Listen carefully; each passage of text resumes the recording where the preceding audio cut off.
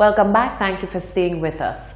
In a greatly anticipated decision delivered on Tuesday, Guyana's final Court of Appeal, the Caribbean Court of Justice, CCJ, ruled unanimously that the law which makes it a criminal offense for a man or a woman to appear in a public space while dressed in clothing of a different gender for an improper purpose violates the Constitution of Guyana and is void.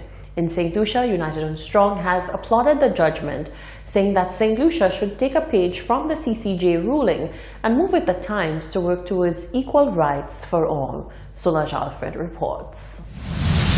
The recent CCJ ruling in Guyana, which declared that the cross-dressing law is unconstitutional and must be struck from the laws of Guyana, has invoked the support from the lone LGBT group in St. Lucia, United and Strong.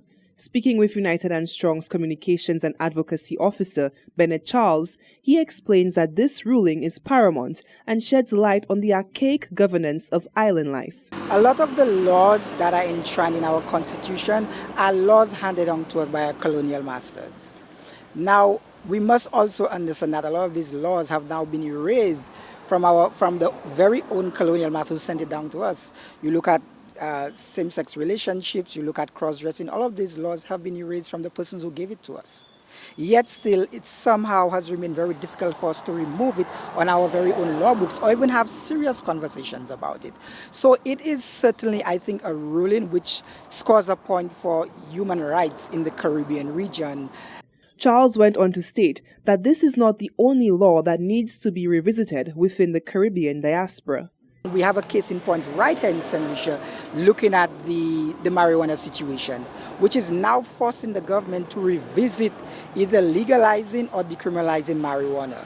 Because again, metropolitan countries have taken the step forward. I think it is time that we as Caribbean islands take a step forward in shaping our own way of doing things rather than waiting for guidance from the bigger countries. United and Strong sees the ruling of the CCJ as one that scores major points, not only for the LGBT community, but also for human rights for all. Charles took the opportunity to reiterate the importance of the appeal that United and Strong has put forward to meet with Prime Minister of St. Lucia to create a way forward for the LGBT community. We really are most interested in sitting with the Prime Minister, not necessarily the entire cabinet, but at least the Prime Minister and the Minister of Gender, responsible for gender, Dr. Gail Rickabert, and having a discussion about the current laws in St. Lucia that are anti-LGBT and anti-human rights.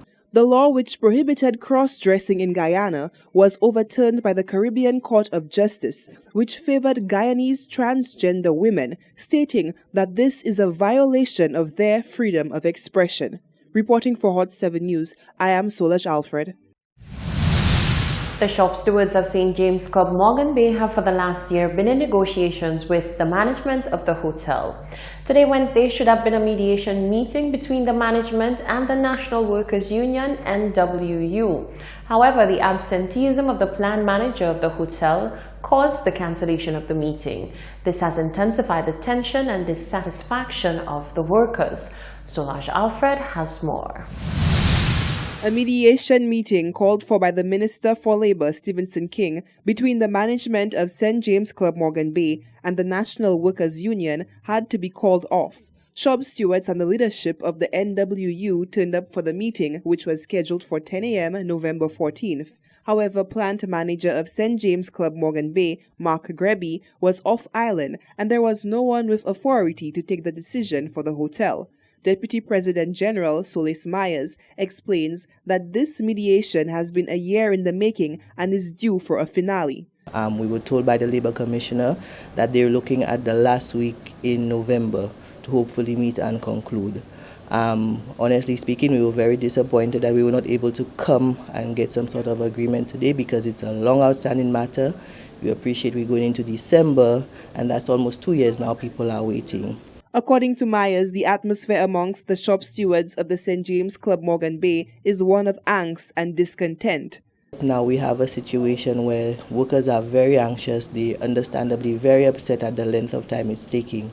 And we really want that if it is indeed that we have that last week in November, that we're able to meet, discuss, conclude and move forward so people can start to feel the benefit or the impact in terms of what we have been able to negotiate on their behalf. The union is of the opinion that the procrastination during the conciliatory and mediation process has led to the high level of frustration among the hotel employees. The union will be holding an urgent meeting with the shop stewards to prepare for the way forward. Reporting for Hot 7 News, I am Solaj Alfred.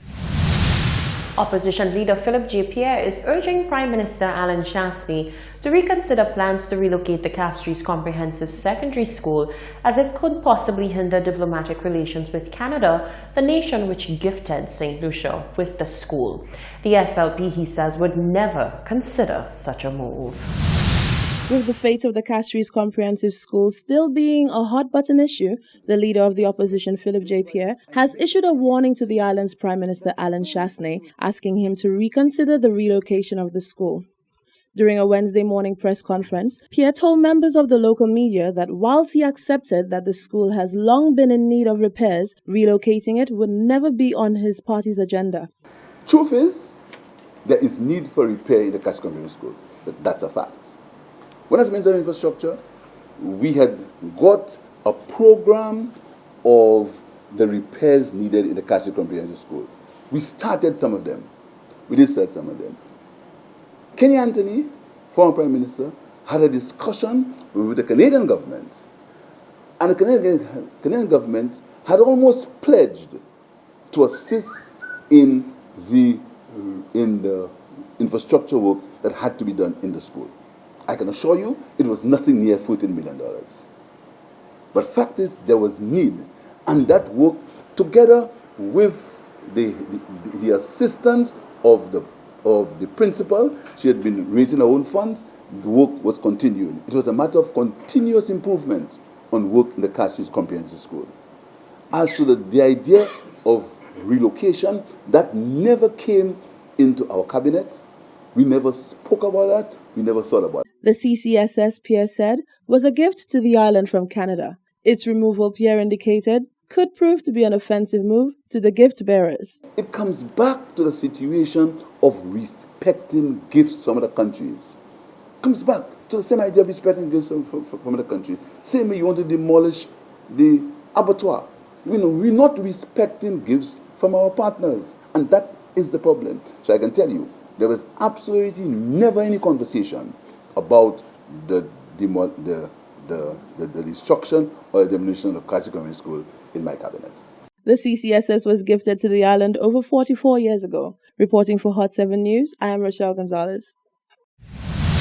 This is the Hot 7 Nightly News. Do stay with us. We have more news coming up after the break.